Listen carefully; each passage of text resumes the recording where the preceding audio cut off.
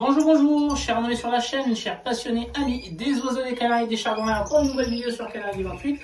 Et les amis, avant toute chose, je tiens à vous souhaiter une bonne année 2023, meilleurs vœux, meilleures résolutions et surtout meilleure qualité d'oiseaux pour la saison qui s'approche. Les amis, je tiens à m'excuser pour la petite absence que j'ai eue sur cette chaîne-là, les amis, tout simplement, je suis tombé malade, donc pendant les congés, j'ai dû rendre visite à deux anciens amis éleveurs et un abonné pour la première fois.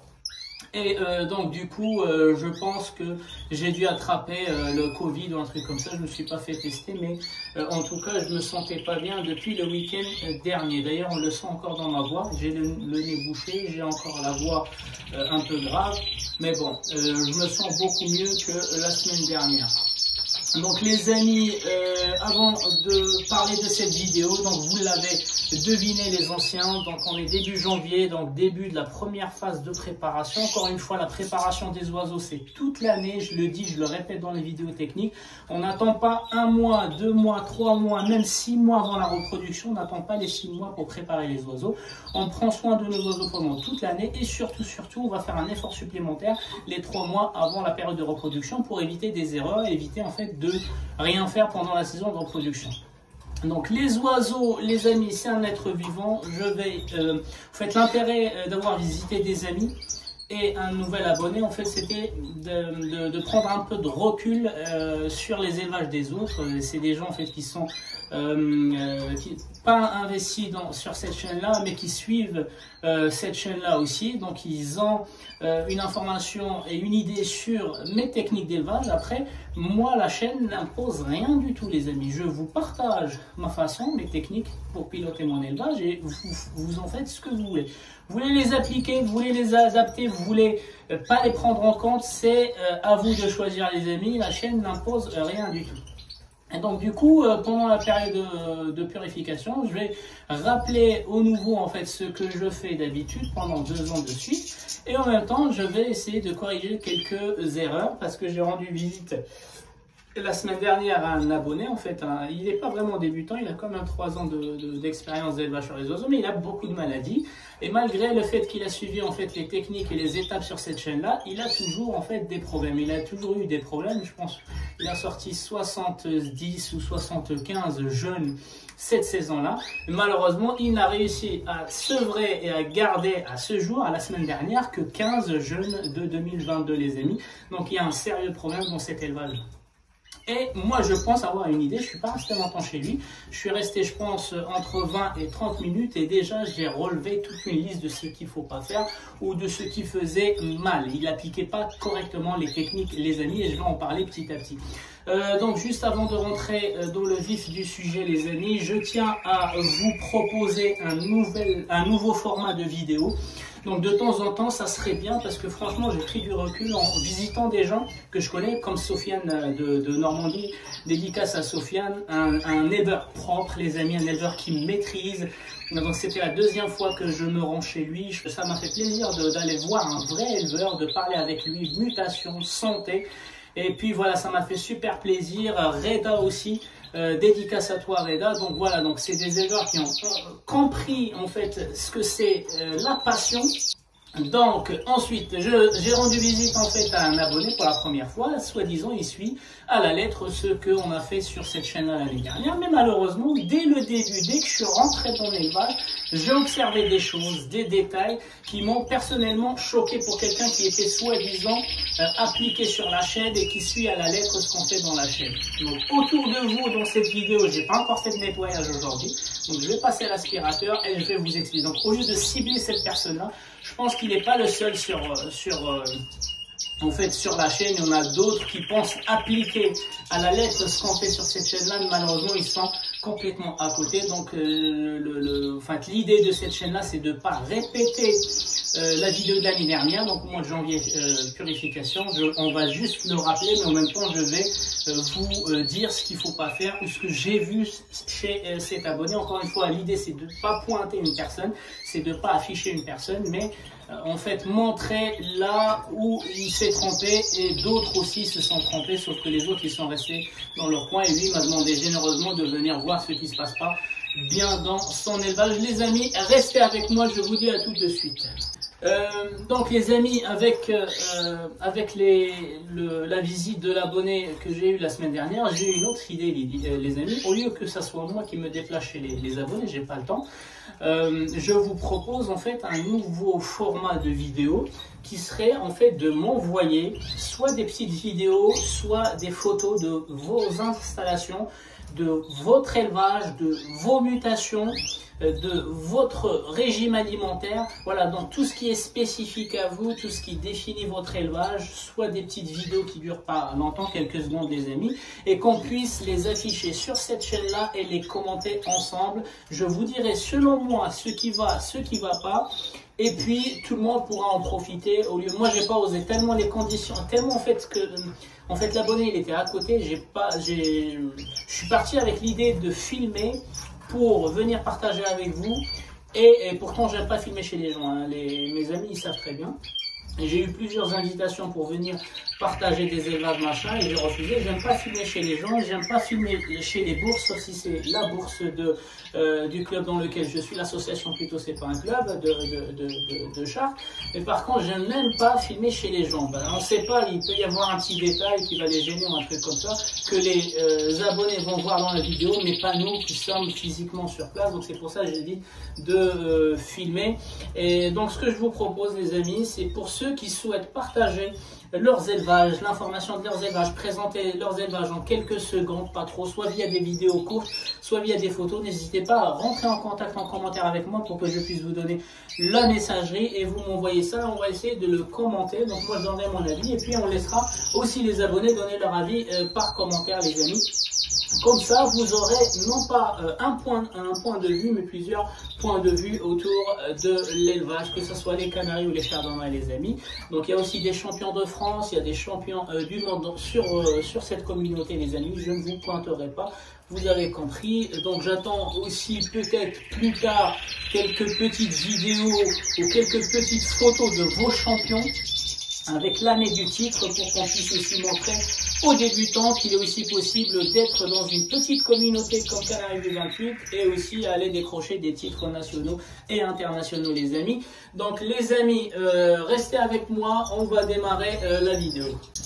Donc, avant toute chose, les amis, donc je vais parler d'un critère. On l'a vu pendant la mue, on l'a vu pendant la période de reproduction et on le voit quasiment et systématiquement dans toutes les vidéos. Il s'agit de l'hygiène, les amis. Quand vous arrivez à un point où vous ne savez plus sur quoi vous marchez, est-ce que c'est de la litière propre, de la litière vieille? Est-ce que c'est des graines? Est-ce que c'est des oiseaux morts? Est-ce que c'est un tapis? À un moment donné, j'ai pensé que c'était un tapis, les amis. Donc voilà, donc je m'adresse surtout aux gens qui élèvent dans les volières. Donc les volières, c'est beaucoup plus difficile de maintenir de l'hygiène que sur des cages. Pourquoi? Parce que premièrement, les cages elles sont à l'intérieur. Donc quand il fait froid dehors, on est chez nous à l'abri, à la chaleur. Donc on peut nettoyer avec l'eau chaude, etc. Les volières à l'extérieur, quand il fait froid, en fait, ça refroidit un peu l'éleveur. On n'a pas envie de sortir dehors et de nettoyer à l'eau chaude ou à l'eau froide le matériel. Donc ça demande beaucoup plus de courage que les batteries. Donc les gens qui sont en volière, c'est bien pour les oiseaux, mais si vous ne leur assurez pas la propreté et l'hygiène, ils risquent de tomber 3 fois plus vite malades dans une volière que dans des batteries. Donc pour moi, les batteries, c'est un point positif concernant l'élevage. Ça ne décourage pas l'éleveur, il est tout le temps chez lui. Hiver comme été, il peut accéder, nettoyer, et puis on ne trouve pas d'excuses comme quoi il fait froid, il neige dehors, et puis je ferai le nettoyage de la volière à l'extérieur. Donc en ce qui me concerne, j'ai été choqué les amis. Il y avait ça comme litière, donc propre au-dessus, sauf que quand je marchais dessus, j'avais l'impression que je marchais sur un matelas les amis. Et moi, comment dirais-je, ce que j'avais pensé, c'est que en fait, il a mis trop de litière propre. Le problème, c'est que j'ai donné un coup de pied dans la litière et là, j'arrive en fait sur quelque chose de dur, on dirait une planche de bois. Donc, j'ai demandé est-ce qu'il y a un plancher en bois. Il me dit non, c'est du béton et au-dessus du béton, il y a de la litière. Sauf que au lieu de faire un changement de litière toutes les semaines ou toutes les 2 semaines, en fait, le monsieur, il rajoute de la litière nouvelle sur de la litière qui est déjà souillée et encrassée, les amis. Ce qui fait qu'il avait un tapis énorme. Comme ça, quand on marche dessus, on se croit marcher sur un matelas. Et en soulevant en fait la plaque, en fait tellement c'était vieux, il m'a dit depuis la sortie de la reproduction, en fait il n'a pas changé de litière, il rajoute toutes les 2 semaines de la litière, ce qui fait que ça fait une masse, ça s'est compacté. Et en soulevant une plaque, j'ai vu un écosystème en plein développement les amis. Donc lui il pensait que c'était propre, c'est vrai. Quand on voit la volière, on voit que la dernière couche qui est propre. Et je pense qu'il avait fait le matin avant que j'arrive. Par contre, en regardant, en restant même pas quelques secondes dans la volière, je me suis rendu compte qu'il y avait une couche comme ça, et en soulevant la couche, il y avait plein de champignons, il y avait plein d'insectes. Certes, il y avait des insectes aussi, des scarabées, des machins, des sortes de scarabées, je ne m'y connais pas en insectes. En fait, mais du moment où il y a des insectes dans cette volière, il y aura forcément des acariens qu'on ne voit pas, il y aura forcément des champignons, il y aura forcément des parasites qu'on ne voit pas les amis. Donc, avant de vous lancer dans l'élevage en volière, mettez-vous dans votre tête que la volière, elle demande 3 fois plus de courage que les batteries. Donc il faut sortir en hiver, je m'adresse aux gens qui sont en Europe, nettoyez votre volière comme vous le faites pour les batteries. Les batteries, on a dit un nettoyage 1 fois par semaine, et la volière, un nettoyage 1 fois par semaine. Si vous avez beaucoup d'espace dans les volières et pas beaucoup d'oiseaux, un nettoyage toutes les 2 semaines, ça s'impose les amis. Donc c'est pas à vous de décider de faire un nettoyage tous les mois. Après, ne vous étonnez pas que vous avez des oiseaux acarioses avec de l'acariose. Vous avez des oiseaux avec des maladies respiratoires ou des maladies digestives, les amis. Donc, il manquait une grille de fond. Une volière, ça ne choque pas, donc c'est rare les éleveurs qui mettent une grille de fond. Et même la grille de fond, à un moment donné, si vous la nettoyez pas, elle va en fait se transformer en sol sur lequel vous allez marcher. Deuxièmement, si vous fonctionnez avec la litière, les amis, choisissez une bonne litière de marque. Donc moi, je préconise les copeaux de maïs, les amis, sinon le bois de hêtre. Les deux là, le bois de hêtre, il a une odeur qui est bonne. Et les copeaux de maïs, ils ont capacité d'absorber toute l'humidité de la salle.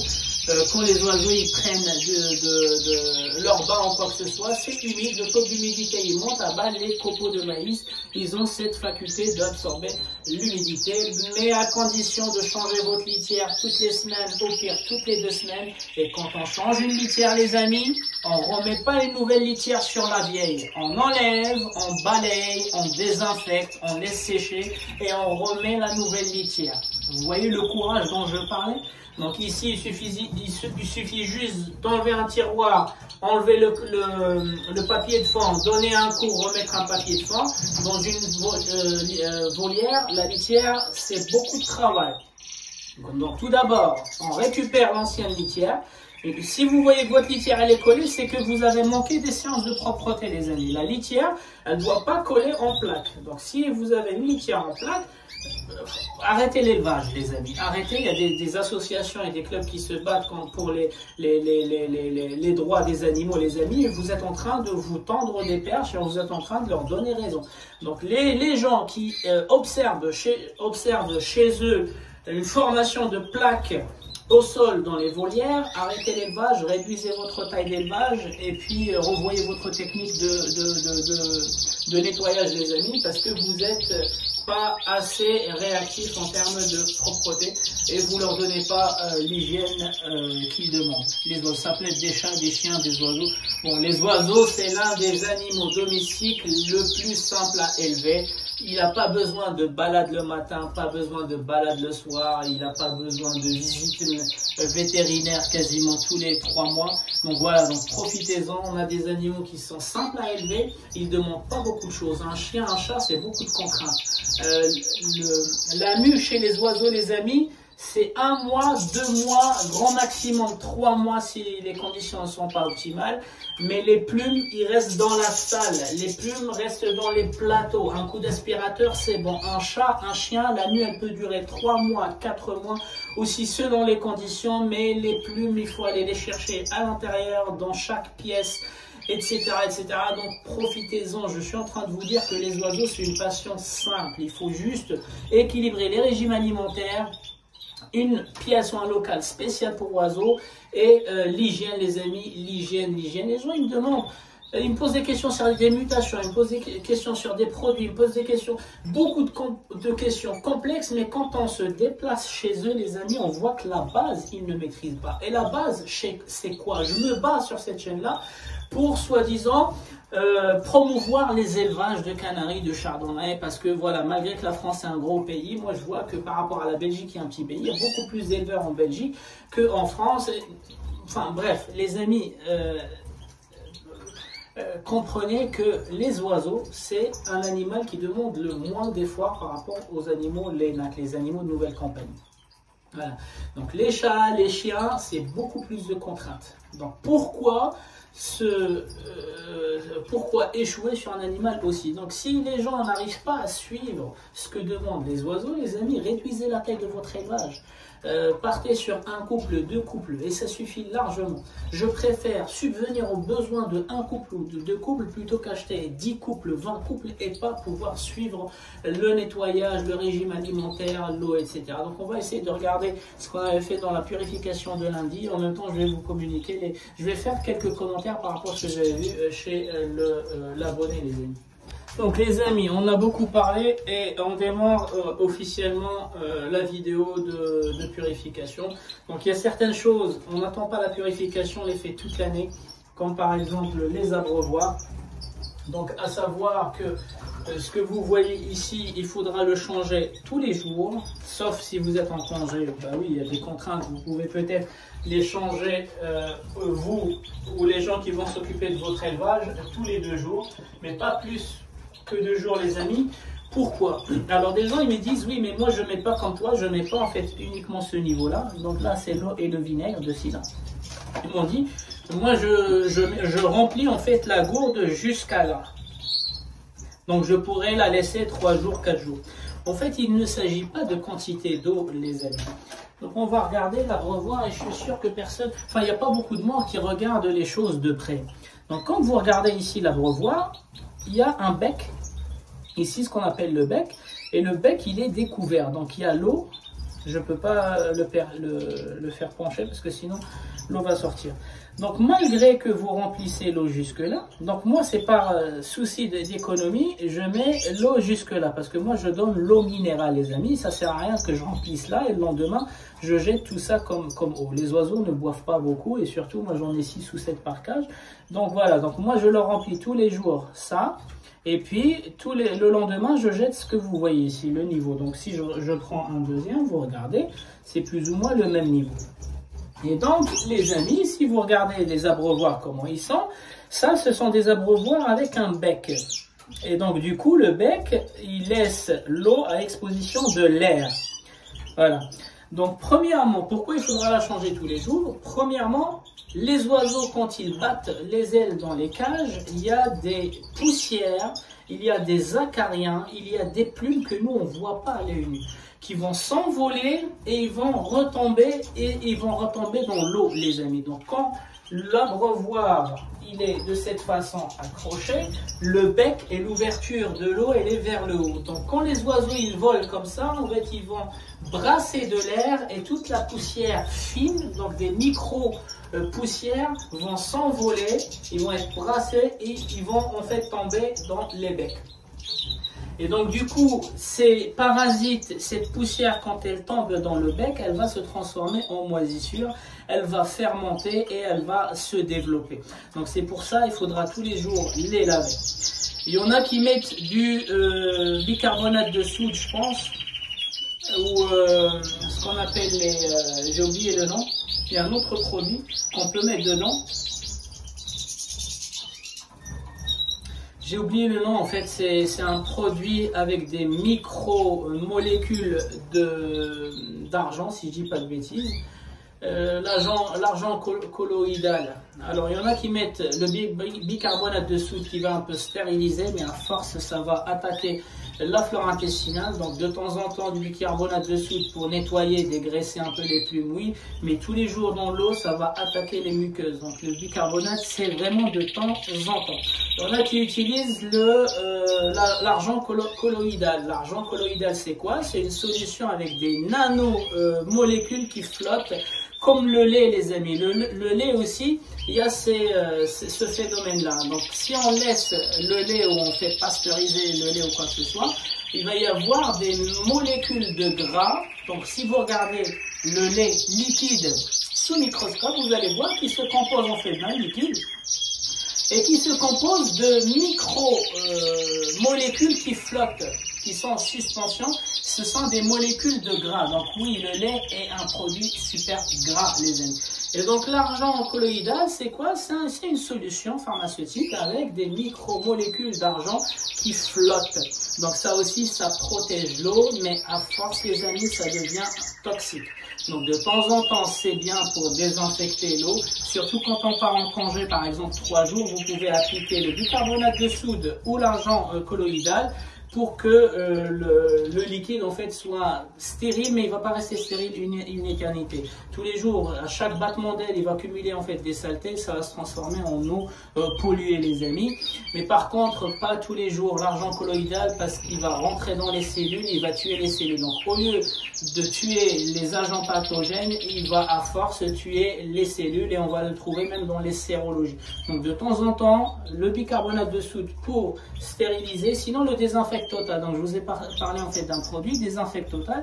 Il est basé sur le même principe, que ce soit le bicarbonate de soude ou l'argent colloïdal, mais c'est une autre molécule qui va désinfecter la solution, mais pas à vie, les amis. Ça a une durée de protection 2 ans, 3 ans. Ça dépend de combien de nombre d'oiseaux que vous avez dans la volière ou la cage, quel est l'état de propreté des plateaux, etc., etc. D'accord? Donc ça en est une des raisons pour changer l'eau tous les jours. Deuxième raison, les amis, c'est qu'il y a des oiseaux, dès qu'ils voient de l'eau, dès qu'ils voient de l'eau fraîche, ils vont commencer à faire leur bain à partir du bec. Et vous allez me dire, oui, il y a aussi des abreuvoirs avec des billes. Bon, moi je m'adresse pas aux gens qui utilisent des abreuvoirs avec des billes. Tu peux pas prendre un bain dessus. Donc l'oiseau il est obligé de toucher la bille pour que l'eau puisse sortir. Donc là, l'eau elle est protégée, et encore une fois, il n'y a pas mieux que de mettre de l'eau fraîche tous les jours, les amis. Ça stimule les oiseaux, ils sont contents, et ça joue aussi sur la santé mentale de l'oiseau, les amis. Donc voilà 2 raisons dans l'élevage comme le mien pour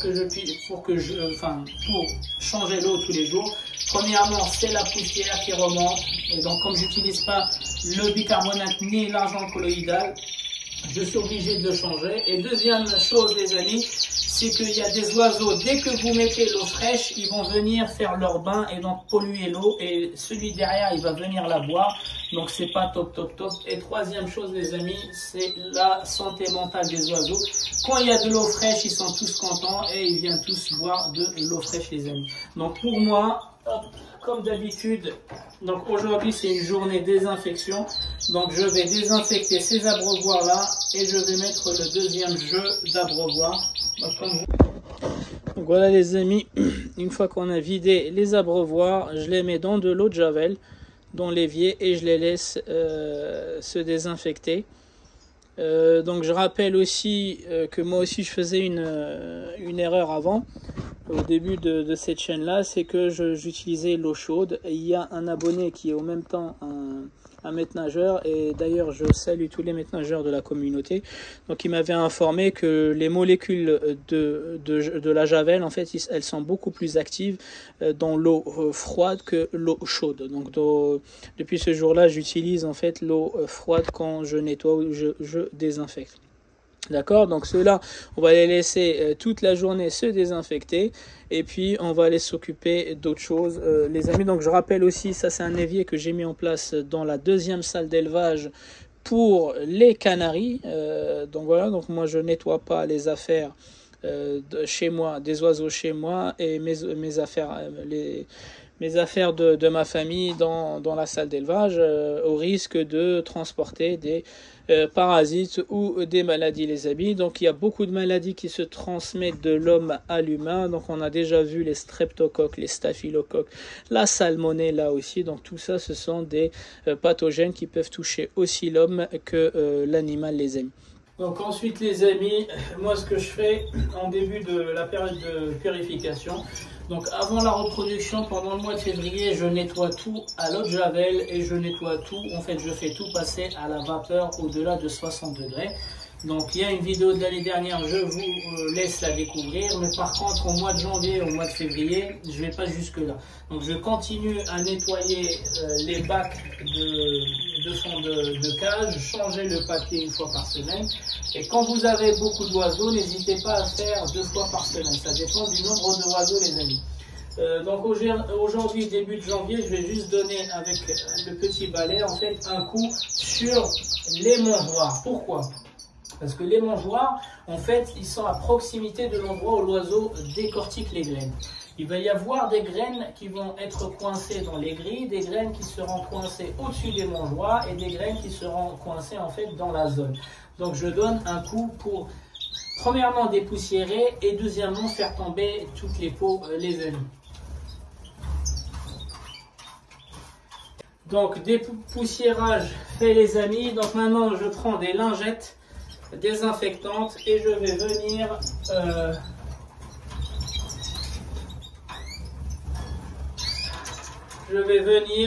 nettoyer les perchoirs. Donc ils ont une semaine, donc vous voyez, donc ils ont une semaine de ça fait une semaine que je les ai déjà nettoyés. Voilà. Donc des oiseaux qui sont pas malades, ils vont pas beaucoup salir les perchoirs. C'est surtout les oiseaux qui sont malades. Ils ont des fientes liquides, etc. Là, il faudra les laver tous les jours ou changer les perchoirs tous les jours. Voilà, donc je fais pareil sur tous les perchoirs de toutes les cages. Voilà, celle-ci, elle est un peu plus sale. Parce que l'oiseau, il se nettoie le bec. Quand les oiseaux ils finissent de manger les graines, ils vont aller sur les perchoirs et ils vont venir frotter leur bec. En fait, c'est leur façon de, une fois qu'ils ont terminé de manger, ils viennent s'essuyer la bouche. Et donc du coup, il va y avoir des particules de nourriture qui restent là-dessus. Sauf que le perchoir, c'est le seul contact, comme on l'a vu dans une vidéo technique, entre la patte et l'oiseau. Donc la patte, l'oiseau, il se met sur les perchoirs via les pattes. Et donc s'il y a beaucoup de saleté, ça risque de faire infecter en fait les pattes, les amis. Les pattes n'ont pas de plumes, donc l'oiseau n'est pas protégé. La patte, c'est un contact direct d'infection. Voilà, donc c'est pour ça il faudra les nettoyer pour éviter la gale, pour éviter les acariens des pattes, la pododermatite aussi. Et tout simplement, il faut l'éviter. Pourquoi? Parce que l'oiseau, il va s'essuyer le bec là-dessus, il va laisser de la nourriture. La nourriture avec le temps, elle va fermenter, elle va s'infecter. Et après, quand l'oiseau, il a besoin de se gratter l'œil ou les narines, il n'a pas de griffes comme nous, et ses pattes ne lui permettent pas en fait de se gratter partout. Il va venir se gratter les yeux et le bec avec le perchoir. Sauf que quand le perchoir, il y a eu des infections à cause de la nourriture qui n'a pas été nettoyée, les infections et les pathogènes vont se retrouver dans l'œil et ça va faire gonfler les kystes des yeux. Et les gens, ils vont partir sur des diagnostics faux pour dire c'est la trichomonose, c'est la mycoplasmose, c'est la... Par la même occasion, les amis, j'en profite pour vous parler et vous faire le lien entre la vidéo de la gale. Il y avait une vidéo technique, on a parlé de la gale, de la pododermatite et les acariens. Les amis, je vous ai dit que la pododermatite, elle arrive souvent quand les perchoirs ne sont pas adaptés ou quand le perchoir est toujours du même diamètre. Donc ce type de perchoir que j'utilise et beaucoup d'éleveurs ont commencé à l'utiliser, c'est un perchoir de la marque Cova qui va sur les cages Cortina ou autres. Et les amis, si vous regardez, même les entreprises industrielles qui fabriquent le matériel se sont rendus compte qu'il ne faut pas que les perchoirs aient un seul diamètre, donc ils ont fait un diamètre variable. Donc là, dans cette vidéo, les gens ils n'ont pas compris ce que c'est un perchoir diamètre variable. Vous voyez qu'il ressemble un peu, en fait ils ont repris ou représenté la variation d'un diamètre naturel, c'est-à-dire sur un arbre, une branche, en fait, elle n'a pas le même diamètre, et donc du coup, l'oiseau, des fois, il met sa patte sur ce gros diamètre, des fois sur ce moyen diamètre, des fois sur ce petit diamètre. Et comme l'oiseau, à chaque fois il change de diamètre, bah, il fait beaucoup plus d'exercices, il fait fonctionner tous les muscles de chaque doigt et de la patte en fait. Il reste constamment avec une patte en bonne santé. Mais quand les oiseaux ils utilisent toujours uniquement les mêmes muscles, ça veut dire un muscle ici sur 3, un muscle ici sur 3, un muscle ici sur 3, en fait, c'est comme ça où la pododermatite arrive. Le jour où ils vont vouloir utiliser les autres muscles, il va y avoir une petite déchirure. Et la petite déchirure, elle va faire rentrer des bactéries, des pathogènes du coin, et il y aura une infection avec des kystes. Donc il y a beaucoup de monde qui... Même moi, je m'étais posé la question il y a 2 ans. Je pensais que c'était en fait une morsure d'insecte ou quoi que ce soit. Non, les amis, c'est juste de la pododermatite qui vient quand on utilise des perchoirs non adaptés pendant longtemps. Bah, l'oiseau, en fait, il a des fissures et puis ça fait rentrer des bactéries. Ça se transforme en infection, les amis. Bon les amis, à chaque fois je coupe pour pas que la vidéo dure longtemps parce que je fais la même chose, mais à chaque fois je pense à un truc. Quand vous commencez à nettoyer les perchoirs de la même volière ou de la même cage, il faudra rester sur cette lancée-là. Ça veut dire, cette lingette ou le torchon qui va vous servir pour nettoyer cette cage-là, vous pouvez d'abord nettoyer les perchoirs de la même cage et changer la lingette. Et si c'est un torchon, nettoyer ou relaver le torchon avec l'eau de javel, ensuite passer à la deuxième. Donc ne faites pas l'erreur de faire un perchoir ici, un perchoir là avec la même lingette ou le même torchon. Vous êtes en train de transmettre en fait des bactéries et des pathogènes si c'est le cas. D'accord, donc les amis, n'oubliez pas aussi le sujet des petits perchoirs de ce type-là. Voilà, donc ceux-là aussi, vous devez les nettoyer. Et si vous avez trop de mal dans une volière ou dans une cage, n'hésitez pas à placer ces petits perchoirs. Ça va leur donner leur tranquillité. D'accord, donc moi, ici, j'ai beaucoup de femelles. J'ai juste 2 mâles et plusieurs femelles. Donc du coup, j'ai quand même placé 1, 2, 3 petits perchoirs en plus des gros perchoirs. Par contre, la cage où j'ai beaucoup de mâles, en fait, j'ai mis plusieurs 1, 2, 3, 4, 5. Donc j'ai mis donc les cages où il y a plusieurs mâles par rapport aux femelles, j'ai mis 5 petits perchoirs de 5 cm. Ça permet à l'oiseau d'être tranquille et de ne pas être dominé. Parce que vous faites attention, à partir de janvier, février, mars, il va y avoir un risque de domination et peut-être des maladies qui vont sortir. Le stress pourra déclencher, et la domination pourra déclencher la coccidiose, la mégabactérie, la gale et d'autres problèmes respiratoires, les amis. Donc n'oubliez pas et négligez pas cet axe-là. Donc soit vous avez la possibilité de mettre un mâle avec 3-4 femelles dans la cage, ou soit vous n'avez pas cette possibilité, vous mettez plusieurs mâles et plusieurs femelles et il va y avoir en fait des bagarres parce que là on sort de la période de nuit, la période hivernale, les oiseaux ils étaient calmes. Les oiseaux ils étaient calmes et donc du coup ils conservaient leur énergie parce qu'il fallait pas faire beaucoup de mouvements, il fallait être statique pour dépenser moins d'énergie. Mais maintenant on sort de cette période hivernale et puis on démarre la période de reproduction. Donc les oiseaux ils vont le sentir aussi. Donc les amis, encore un autre problème que j'ai remarqué chez l'éleveur, c'est que en fait, pour des raisons d'économie de graines, il souffle là-dedans directement. Donc il souffle sur la mangeoire qui a déjà une journée. Il fait envoler les peaux, donc ce qui a déjà été décortiqué. Et ce qui va rester dans la mangeoire, c'est uniquement les graines non décortiquées. Je le comprends. Par contre, ce que vous ne savez pas en faisant ça, les amis, c'est que dans la vidéo du biotope intestinal ou la flore intestinale, je vous ai expliqué que chaque organe chez les humains ou chez les oiseaux, il a son propre biotope. Ça veut dire la bouche, elle a sa flore buccale. Les intestins, ils ont une flore intestinale. La peau, elle a une flore dermique. Donc en faisant ça, quand vous soufflez, vous envoyez des bactéries de votre flore buccale dans les graines. Quand l'oiseau va les manger, ils vont se retrouver dans la flore intestinale de l'oiseau. Et qu'est-ce qu'une infection? C'est qu'un biotope a migré de son milieu naturel vers un milieu beaucoup plus fragile. Et donc évitez de souffler sur votre nourriture, les amis. Évitez de souffler sur ce que vous allez manger vous-même, même si c'est vos bactéries à vous. Il faudra éviter de souffler dessus.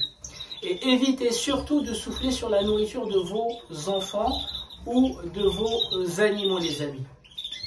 Donc j'espère, j'essaie de simplifier le maximum possible. Je ne peux pas faire plus simple que ça. On a un biotope buccal qui va se retrouver dans le biotope intestinal des oiseaux en faisant cette opération. On ne va pas plus loin, les amis. Par contre, je suis d'accord, il y a certains oiseaux, les amis, ils font du gaspillage. Ça veut dire qu'ils ne vont manger que les graines qui se trouvent sur la surface. Il va falloir penser et réfléchir pour enlever les peaux. Dans ce cas-là, il y a ce qu'on appelle des souffleurs, les amis. Et restez avec moi tout de suite. Donc les amis, ici vous avez mon souffleur que certains connaissent déjà, que j'utilise pendant la période de reproduction pour nourrir les oiseaux du jardin. Donc du coup, j'ai essayé de dessiner des trucs sur cette façade-là pour que je puisse vous expliquer le principe, les amis. Donc le souffleur, c'est une boîte. Donc là, elle est en galvanisé. Elle peut être en bois comme elle peut être en PVC, en plastique, avec une source de brassage. Ça veut dire un moteur, un ventilateur qui va envoyer de l'air qu'on voit ici. Donc ici, je vous ai dessiné à l'intérieur de la boîte qu'il y a une ouverture avec l'air qui est aspiré de ce côté-là et envoyé à l'intérieur du souffleur. D'accord? Donc au-dessus, vous avez deux plaques. Vous avez une plaque ici un peu horizontale et elle finit par une inclinaison. Et une autre plaque ici inclinée droite. Et ça permet juste aux graines en fait de suivre cette trajectoire pour pas qu'elles puissent s'envoler à droite et à gauche.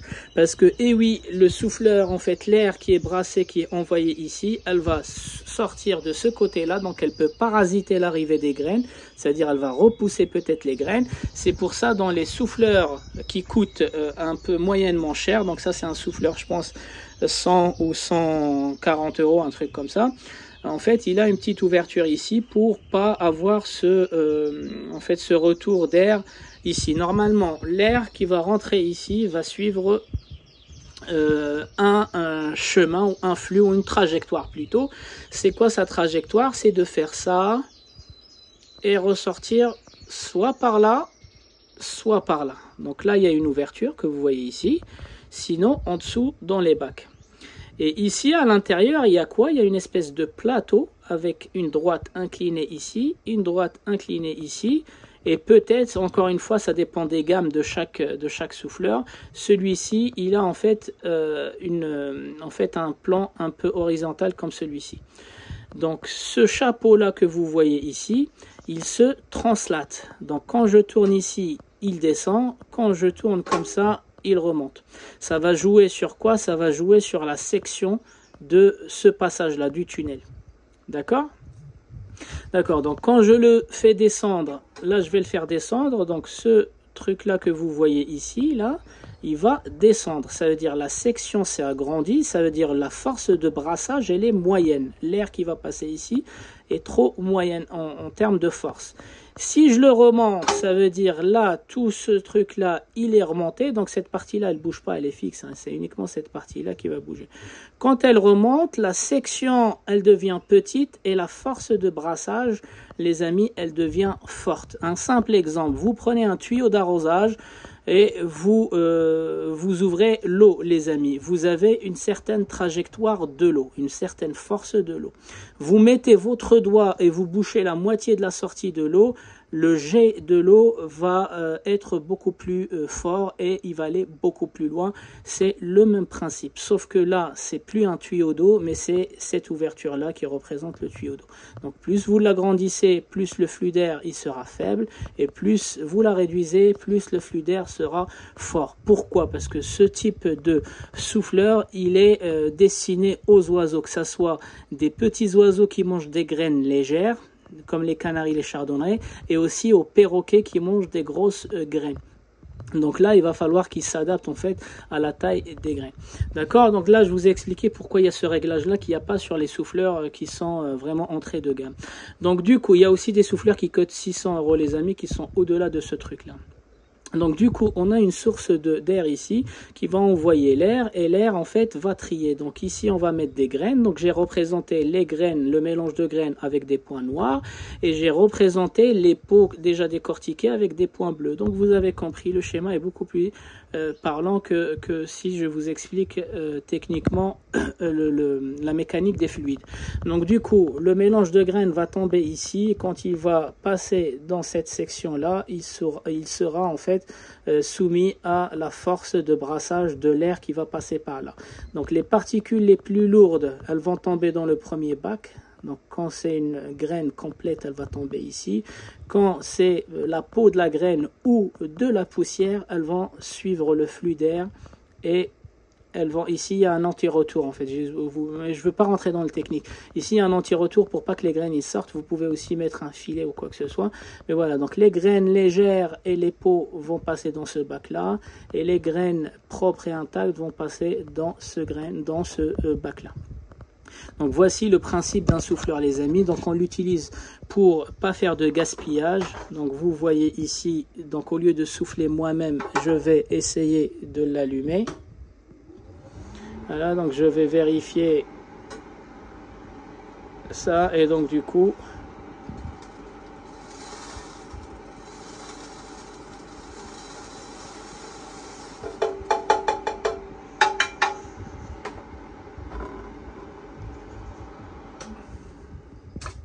donc ici on a dit c'était les graines intactes.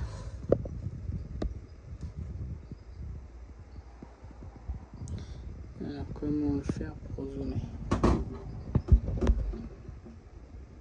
Voilà, donc vous voyez les graines intactes et dans le bac à côté c'est les graines décortiquées.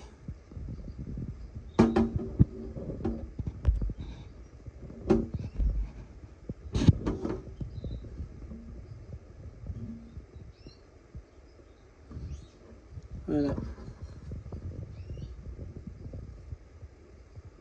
Donc ça c'est les graines décortiquées et la poussière. Donc voilà, donc moi pendant la période de reproduction j'utilise le souffleur parce qu'il y a beaucoup de gâchis pendant la période de reproduction. Donc les amis, donc maintenant on revient au programme du mois de janvier. Donc le mois de janvier c'est une phase de purification. Et le mot purification veut dire tout simplement soulager les organes des oiseaux pour les préparer à un mélange beaucoup plus riche et un régime alimentaire beaucoup plus intense pour engraisser les femelles, engraisser un petit peu les mâles et puis que la reproduction et la saison se passent très bien. Mais par contre, le mot purification les amis, en aucun cas dans cette chaîne-là, on a fait référence à l'affaiblissement de l'oiseau. Donc j'étais un peu déçu parce que la personne me disait j'ai suivi à la lettre tes conseils et puis j'ai mis à jeun mes oiseaux. En aucun moment j'ai parlé de mettre à jeun vos oiseaux les amis pendant la période de purification. Je continue toujours à fonctionner pareil.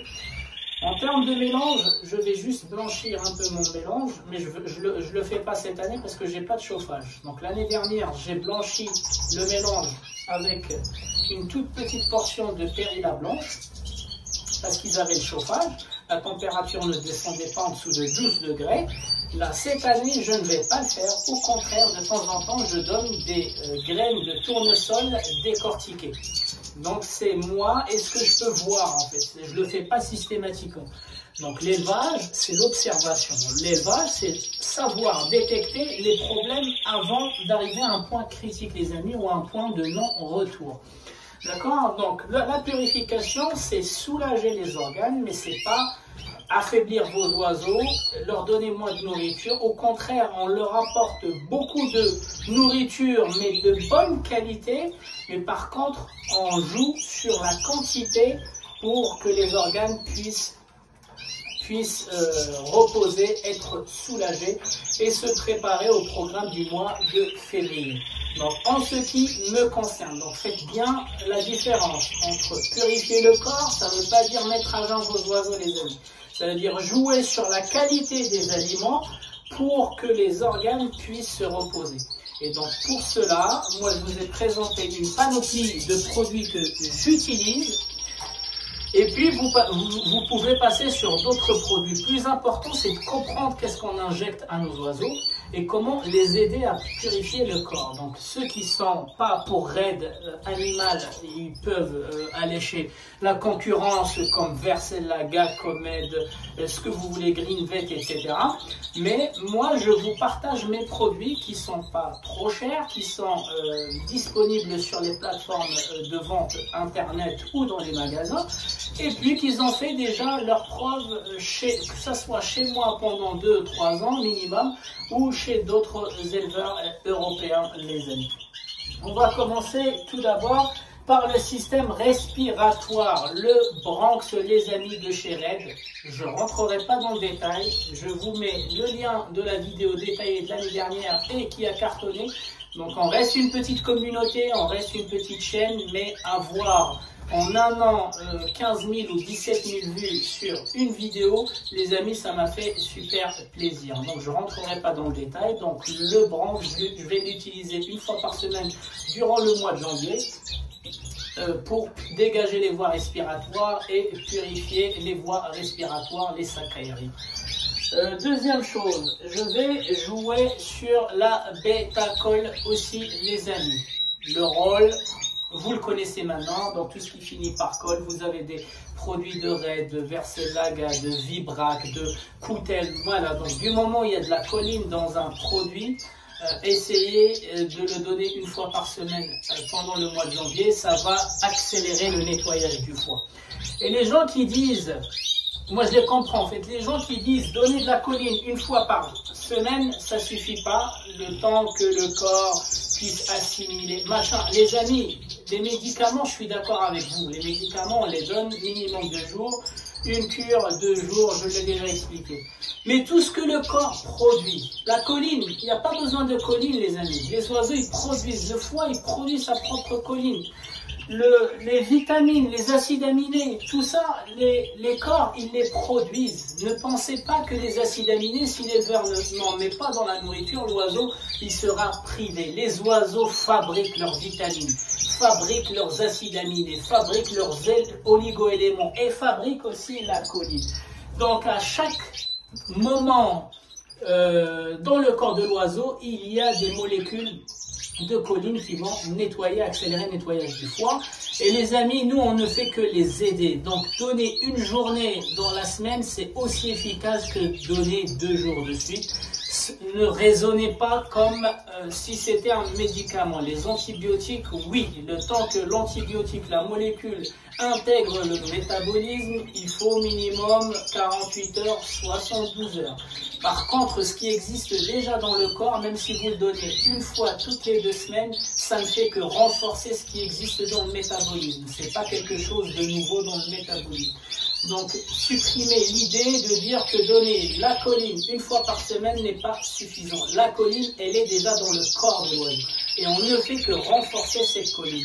Idem pour les acides aminés. Si vous voulez les donner une fois ou 2 fois par semaine, ça existe déjà dans le corps de l'oiseau, les amis. Ne comparez pas le monde médical avec le monde de la prévention via tout ce qui est naturel. Donc, je reviens là-dessus. Le Bronx de chez Red, il dégage des voies respiratoires. Les gens qui ne veulent pas utiliser les produits de Red et les gens qui disent ouais c'est que de la publicité, Je partage avec vous mes techniques, vous en faites ce que vous voulez. Vous n'êtes pas pour le Bronx, allez chercher un autre produit, d'autres marques. Et si vous voulez que je parle d'autres marques, je vous parle d'autres marques, mais qui sont plus chères, ou moins chères, mais pas efficaces. Il y a des produits espagnols et des produits italiens. Je ne souhaite pas donner ces produits-là parce qu'ils sont inefficaces pour moi. Et rien que le prix, ça donne une idée sur l'efficacité des produits. Donc le plus important, c'est aider les oiseaux avec un produit qui soit un complément alimentaire et pas un médicament, qui soit naturel. Vous pouvez aussi utiliser la voie naturelle, donc le thym, pour dégager les voies respiratoires, le thym et le citron. Encore une fois, pas des formules complexes, pas des formules où je mets du gingembre, je mets du curcuma, je mets du machin. Les amis, vous allez rendre malade vos oiseaux avec des mélanges. Vous voulez dégager les voies respiratoires, vous mettez clairement du thym dans la pâtée, ou vous mettez clairement un demi-citron. D'accord? Donc, un ou deux trucs naturellement disponibles plutôt que mettre des formules qui vont décaper l'oiseau à l'intérieur. Deuxième chose, la choline.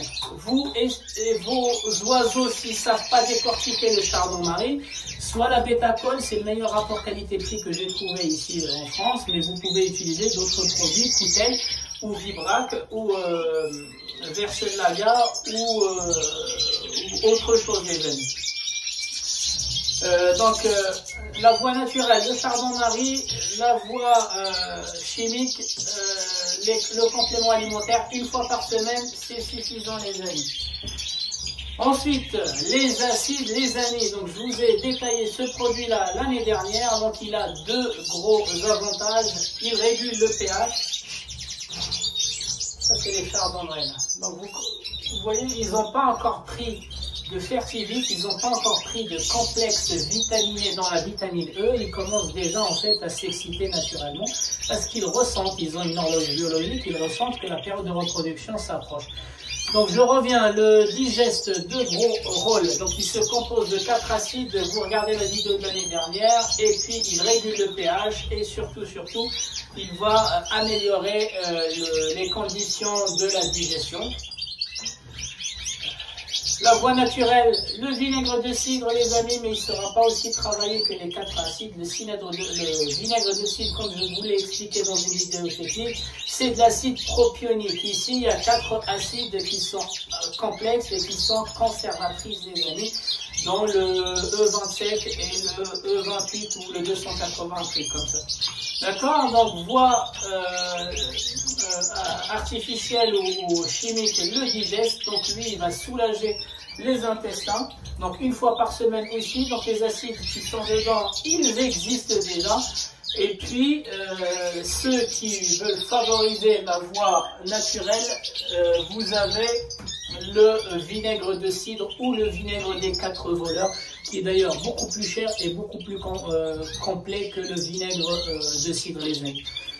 Donc ça, en ce qui concerne la protection et soulager les organes, en ce qui concerne renforcer le système immunitaire, les amis, je vous ai parlé l'année dernière du Premium Oil, qui est du gras. Alors, ce sont des huiles essentielles d'ail, de thym et de maïs. Donc voilà, donc tout ça en fait, ça joue dans la résistance et ça renforce le système immunitaire. Donc à savoir que ceux qui vont purifier, ils vont pas donner beaucoup de pâté pendant le mois de janvier, donc il faut pas oublier de renforcer le système immunitaire. Il faudra garder le système immunitaire au bon niveau en réduisant le mauvais gras, parce qu'en mois de février, on va commencer à engraisser les oiseaux, et ça ne sert à rien de les engraisser au mois de janvier, sinon il va se transformer, ce gras-là va se transformer en problème mécanique d'accouplement ou tout simplement en problème de méga-bactéria pendant le mois de mars, les amis. La voie respiratoire, la voie naturelle, les amis, c'est de l'ail. Donc vous avez qu'à râper l'ail dans une pâtée, vous avez qu'à rajouter du thym aussi dans la pâtée, comme je vous l'ai expliqué. On n'oublie pas les amis, le grit, les amis, qui soulage, donc on l'a aussi détaillé dans des vidéos techniques, qui va enlever les impuretés dans le bec, qui va aussi soulager le gésier. Quand ces cailloux cristaux qui sont indigestes, ça veut dire ils ne seront pas broyés, eux ils vont sortir dans les fientes tels qu'ils sont rentrés par le bec. Ils vont faire sortir avec eux, ils vont racler un peu les intestins, en fait le tube digestif, et ils vont faire sortir dans les fientes quelques bactéries, que ce soit des bonnes bactéries ou des mauvaises bactéries. Donc ils vont faire sortir un peu de bactéries dans les fientes, les amis, et c'est le moment pour que la flore intestinale se régénère naturellement sans probiotiques, les amis. Et vous pouvez aussi donner les probiotiques une fois par semaine. Voilà, donc le grit, il y a beaucoup. En fait, je peux pas faire une vidéo que pour le grit, sinon ça va se traduire en détail, des petits détails, des petits détails. Donc à chaque fois, je vous donne des informations. Donc l'information du jour, c'est que le grit, comme c'est quelque chose d'indigeste, il ne va pas disparaître dans le système digestif. Il va rentrer par le bec tel qu'il est rentré, il va ressortir par les fientes, mais il a aussi comme rôle de prendre avec lui quelques bactéries, quelques parasites, qui va libérer de la place dans le biotope intestinal de l'oiseau pour que la flore intestinale se régénère naturellement. Donc les amis, avant de parler de préparation à la reproduction ou même la reproduction, il faut parler de sélection. Il faut intégrer ça dans votre tête, les amis. Donc on ne va pas parler, on ne va pas courir à la préparation à la reproduction ni à la reproduction si nos oiseaux ne sont pas en bonne santé.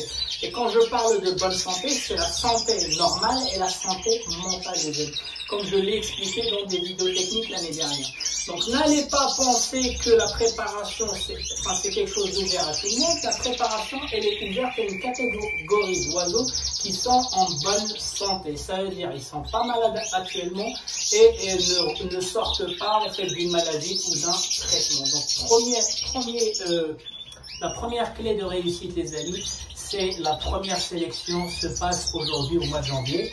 On ne va purifier que les oiseaux qui sont en bonne santé, qui ne sont ni malades, ni en sortie de traitement, les amis. Et pareil, au mois de février, on va passer à l'étape suivante, toujours les oiseaux qui sont en bonne santé. Mois de mars, les oiseaux qui sont en bonne santé. Comme ça, vous vous donnez pas de mauvais espoir sur la préparation des oiseaux qui sont malades ou qui vont mourir. Février, mars. Pour les maladies, référez-vous aux vidéos des maladies qu'on a déjà vues sur cette chaîne-là. Il y a plus de 240 vidéos dans la communauté privée et dans la communauté publique, les amis. Il y a certaines vidéos qu'on n'a pas encore vues, mais les maladies, elles sont plutôt rares chez les canaris et les chardonnerelles. C'est pour ça que je me laisse le temps de les faire plus tard. Mais le plus important, c'est que les maladies les plus courantes, on les a vues et on les a présentées dans cette chaîne. Donc retenez bien la fonction reproduction des oiseaux, que ce soit canaris ou chardonneret, c'est une fonction de luxe. Donc on ne prépare pas et on ne reproduit pas des oiseaux qui sont pas en forme, les amis. Les amis, c'était Canaris du 28. Je vous souhaite un bon visionnage. Pour ceux qui n'ont pas compris l'intégralité de cette vidéo, je vous recommande de venir voir le lien et la vidéo au-dessus. Je vous souhaite un bon visionnage et je vous dis à la prochaine vidéo.